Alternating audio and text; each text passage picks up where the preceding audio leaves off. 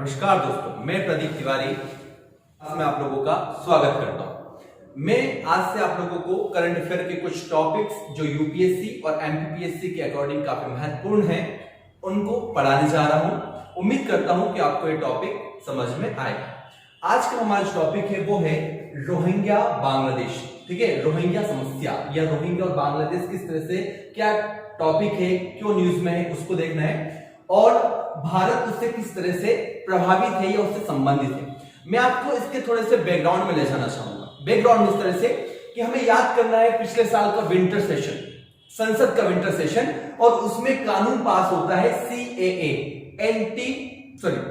Citizenship amendment act. Citizenship amendment act ये पास होता है और उसके कुछ समय के बाद पूरे भारत में विशेष जगहों पर दंगे शुरू हो जाते हैं, प्रदर्शन शुरू हो जाते हैं और उसको खत्म करने के लिए विशेष प्रयास करने पड़ते हैं। इवन जब तक कोरोना चलता है, एक उसको लेकर शाहीन बाग आप लोगों को याद होगा कि शाहीन बाग में उसको लेकर के क्या होते हैं, बहुत बड़ा प्रदर्शन शुरू होता है और जब कोरोना काल शुरू होता है तब जाकर उसको फोर्सफुली क्या करवाया जाता है, खत्म करवाया जाता है। ठीक है, तो मुद्दा यह था, सीए का मुद्दा यह था कि उसमें सिटीजनशिप अमेंडमेंट एक्ट यानी कि जो भारत के नागरिक हैं उनकी गणना होनी थी और जो नहीं थे उनको कुछ पेपर प्रदर्शित करने थे और जो नहीं थे उन लोगों को बाहर जाना था। उस टॉपिक में अंदर नहीं जाना चाहता हूं क्योंकि ये हमारा टॉपिक नहीं है, लेकिन भारत उससे किस तरह से संबंधित था वो मैंने आप लोगों को बताना चाहता हूं। अब चलते हम आज के मेन टॉपिक पर। मेन टॉपिक है हमारा रोहिंग्या बांग्लादेश।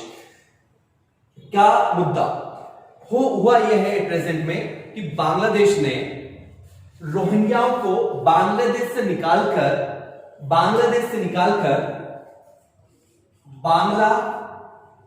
किससे निकालकर भाई, तो बांग्लादेश से निकालकर एक द्वीप है भसन द्वीप। कौन सा द्वीप? भसन द्वीप, या इसको बोलते हैं भाषण द्वीप, जो भी आप बोल सकते हैं। और इनका नाम है चार पिया द्वीप। कौन सा पिया द्वीप? तो चार पिया द्वीप। क्लियर है? कौन सा द्वीप है भाई? चार पिया द्वीप। तो इन रोहिंग्याओं को बांग्लादेश से निकाल करके यहां पर बसाने की क्या हुई, बात हुई। कब बात हुई? हाल फिलहाल में योजना बनाई, अभी सब योजना बनाई। जैसे ही योजना बनी तो पूरे विश्व के जितने भी राइट्स समूह हैं यानी कि जो अधिकार संगठन है उन लोगों ने हंगामा करना शुरू कर दिया। हंगामा उनका इस बेसिस पर था कि ये जो भाषण द्वीप है या भसन द्वीप है या इसको चार पिया द्वीप बोलते हैं, ये एक है आइलैंड। क्या है भाई? आइलैंड। अब आइलैंड है तो कहीं ना कहीं तो होगा, तो ये है बे ऑफ बंगाल में। कहां पर है भाई? बे ऑफ बंगाल में यानी बंगाल की खाड़ी में। और ये जो मेनलैंड किसका मेनलैंड? बांग्लादेश का जो मेनलैंड है उससे 37 माइल्स दूर है। कितना माइल्स? 37 माइल्स दूर समुद्र में है। और ये बना हुआ है, बे ऑफ बंगाल जो बना हुआ आइलैंड है वो बना हुआ है सिल्ट का। सिल्ट का मतलब होता है गाद। किसका? गाद का। और ये कब बना भैया? तो ये बना हुआ है 20 साल पहले ही। कितने साल पहले? 20 साल पहले।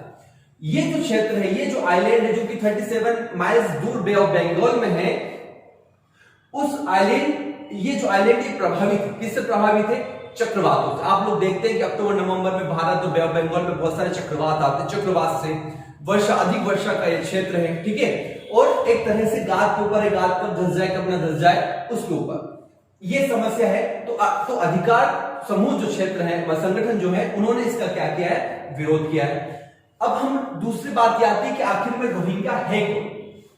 रोहिंग्या कौन है? कोई तो होंगे ना। ठीक है, कि बांग्लादेश को क्यों भगाना चाह रहे हैं, समस्या कहां से उत्पन्न हुई, हमको उसकी जड़ तक जाना पड़ेगा।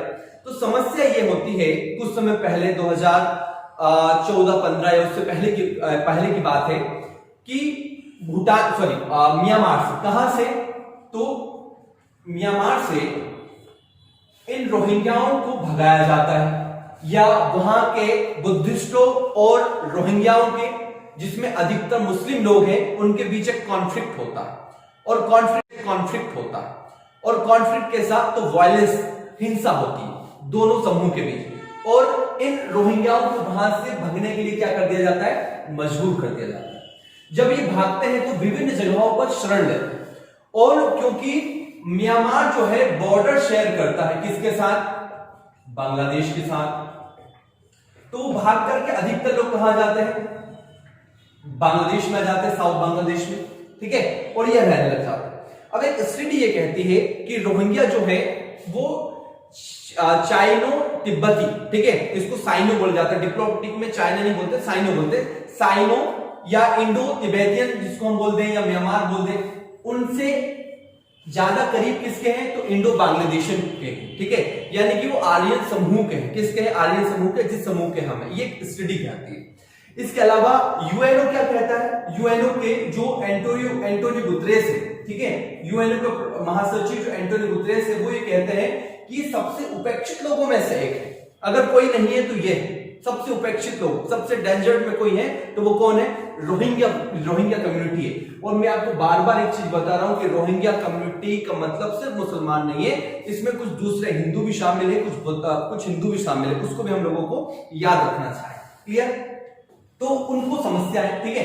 बांग्लादेश ने वहां से भगा दिया। बांग्लादेश बहुत समय से म्यांमार से कर रहा है कि एक अलग जगह बसा दे, ऐसा वो हो नहीं पाया। तो ये चीजें अभी बांग्लादेश में, साउथ बांग्लादेश में करीब 8,60,000 लोग, कितने लोग? 8,60,000 रोहिंग्या रह रहे हैं। अब वहां की आबादी वैसे ही 16 करोड़ के लगभग बांग्लादेश की, और ये आबादी इससे क्राइम बढ़ रहा है, इनको समस्या, विभिन्न प्रकार की समस्याओं को सामना करना पड़ रहा है, तो उसने यहां पर बसाने की बात कही, ठीक है, यहां से निकाल करके। अब इसमें एक चीज ये भी है, एक स्टडी ये भी कहता है कि भारत में, है ना, मैंने आपको स्टार्टिंग में पढ़ाया था भारत इससे किस तरह से प्रभावित है। तो भारत में एक एचएम मिनिस्ट्री की रिपोर्ट कहती है, होम मिनिस्ट्री की रिपोर्ट कहती है कि भारत में अभी फिलहाल में 40,000 लोग इन्फ्लिक्ट कर रहे हैं, यानी घुस गए, ठीक है। कितने लोग? 40,000 लोग। तो इनको निकालने के लिए भी बातचीत कही गई कि भारत कोई धर्मशाला तो नहीं, सरकार का कहना है, ठीक है। तो उस तरह से हम लोग इसको देखेंगे, क्योंकि भारत से जुड़ा हुआ भी क्या है? मुद्दा है। क्लियर है क्या? ठीक है, आपको समझ में आया? कहानी समझ में आई? कहानी यह है कि बांग्लादेश जो है रोहिंग्याओं को वहां से निकाल करके एक आइलैंड को बसाना चाहता है। वो आइलैंड बे ऑफ बंगाल में है। बे ऑफ बंगाल में उसका नाम है भसन द्वीप या चारपिया द्वीप, जो कि गाद का बना हुआ। कितने साल पहले बना हुआ? तो 20 साल पहले बना हुआ है। उसको लेकर अधिकार समूह क्या कर रहे हैं? तो भैया आंदोलन कर रहे हैं, ठीक है, अपोज कर रहे हैं उस मूव का, ठीक है। बांग्लादेश के साथ खुद के साथ समस्या है, तो वहां से निकालना चाहता है। म्यांमार इनको लेना नहीं चाहता, यूएनओ कोई मदद कर नहीं पा रहा है। भारत में घुसपैठ की समस्या, 40,000 लोग यहाँ पर पहले ही है, तो इसका निदान यहाँ पर निकाला गया। आया समझ में? अब हम बांग्लादेश के बारे में जान लेते हैं थोड़ा सा। बांग्लादेश जो है 1971 में बना है, ठीक है। किससे अलग होकर बना है बांग्लादेश? ठीक है, तो पाकिस्तान से, ठीक है। पहले दो पाकिस्तान हुआ करते थे, एक होता था ईस्ट पाकिस्तान जिसको हम आज बांग्लादेश कहते हैं, और एक होता था वेस्ट पाकिस्तान।